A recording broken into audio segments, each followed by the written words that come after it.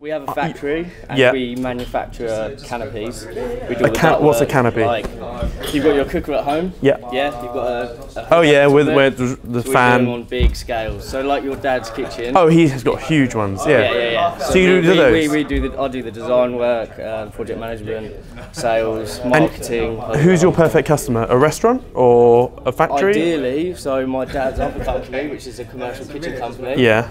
So obviously they're going to give us lots of business. Yeah. For example, if you were just going to set up a restaurant, yeah. I'm going to spend 2 months building up a relationship with you, yeah. and the chances of you setting up another restaurant again are quite slim. So the best customer for us would be a commercial kitchen company. Or got it. Yeah. Like that, yeah. Okay.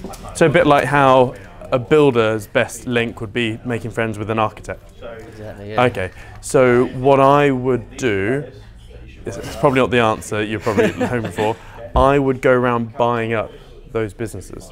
So I would actually target loads of kitchen building companies, try make a list of 10 of the best companies which you think are good but big enough to potentially buy. I don't know what your cash flow is like, and then I would hook up a dinner. So this is what it works beautifully. So when I used to try and buy marketing companies, basically I would where are all these based? Where would be 10 of the best kitchen building companies? Where would they be based?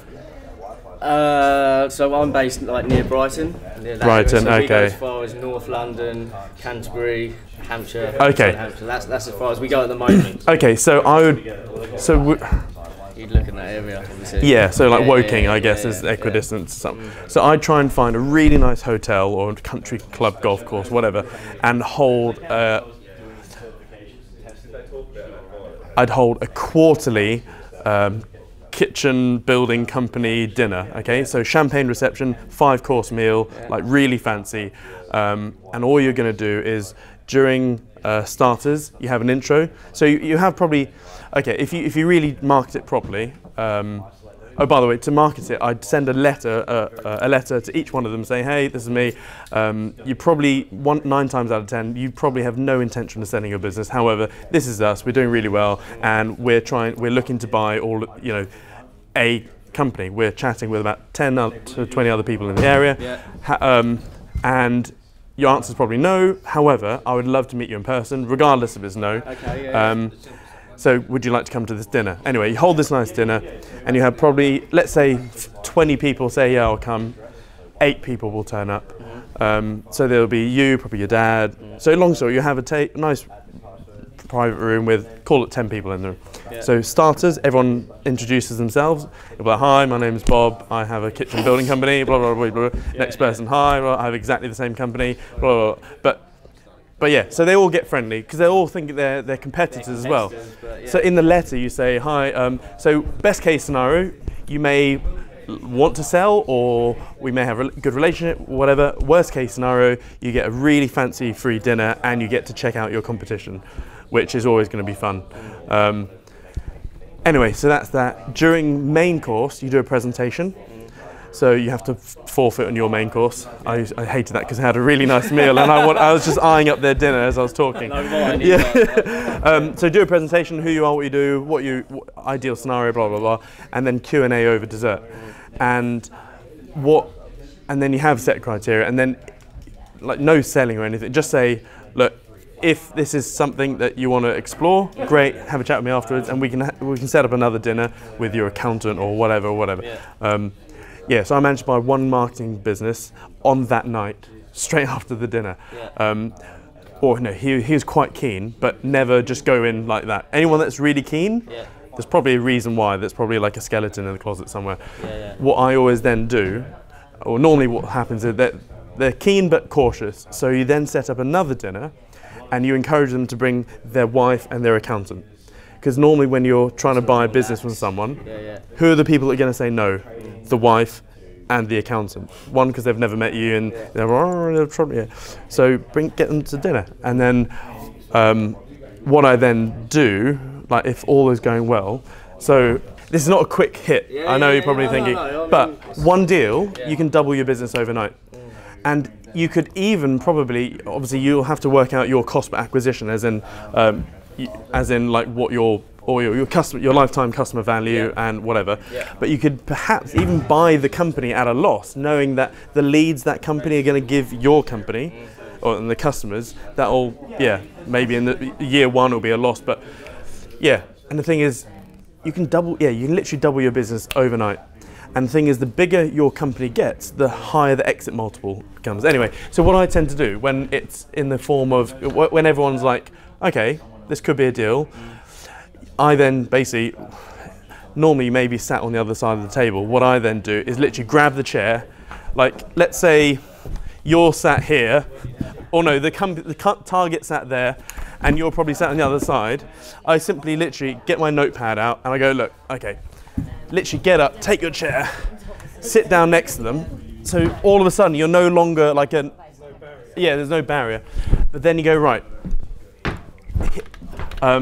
we're both cautious that one of us is, we don't want to get screwed over, right? You don't want to be screwed over, I don't want to be screwed over, etc. So on your A4 piece of paper, you go, right, list of fears, me. And then you literally be as brutally honest as possible. So you'll go, okay, here's my list of fears, Bob, whatever.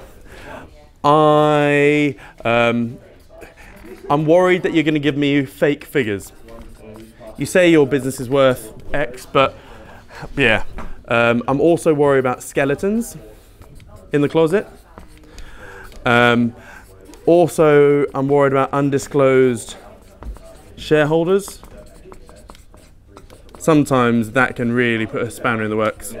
I'm also worried that you're going to, like the very next day, set up as a competitor. So competition.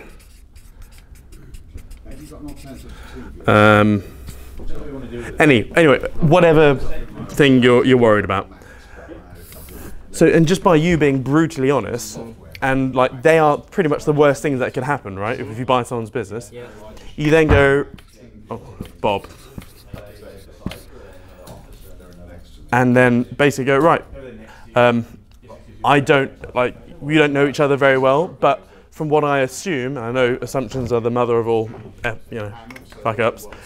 From what I've met with you so far, Bob, your main probably fear is that I'm some sort of shark. I'm going to strip your company. You're probably worried about your staff, that your staff get screwed over. Brand reputation. You've spent 20 years building up your company. You're probably worried that I'm just going to put it all in the gutter. Brand rep. Basically, you can just preempt his main objections, but also give him the opportunity to come up with his. So, like, that's off the top of my head. Anything else you can think of, Bob? And by this point, he's probably going to start going, you won't pay me properly, or you will, whatever. And the beautiful thing is, once you've filled out this list, all you need to do when you come to terms of agreement is you just basically, in the contract, put clauses in that mitigate every single thing. So fake figures, what I then do, because normally, you know how everyone, like especially go to a networking meeting, everyone like shows that, my turnover is X amount, and really, it's down here. So what I tend to do, and I do this on purpose, and it scares a lot of people away, is I go, for every £10,000 your net profit is below what you have told me, I can claw back £20,000 from the sale price of the business. Now, if you're telling me the truth, well, then you haven't got anything to worry about. But because I put that in there, I've scared off probably about 6 deals over the last few years. And they'll come up with some sort of like, all of a sudden, no, I don't want to sell the business or whatever, and they never hand over their accounts. But it's dodged a few bullets. Skeletons, and you can put all sorts of different clauses like that, blah blah blah. I mean, with this one, you can do a little bit of enhanced due diligence. You can find out.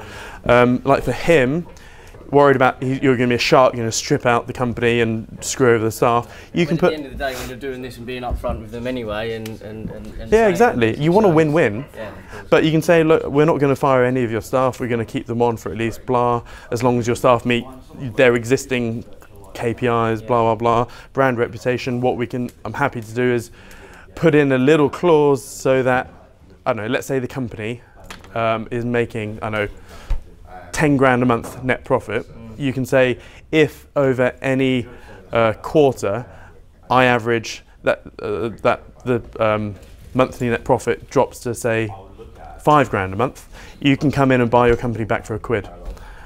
Only add that if you're confident that you're not going to screw the company up, though. So basically, I'll only buy a business which has a 30% net margin, 300k net profit. I only care after tax.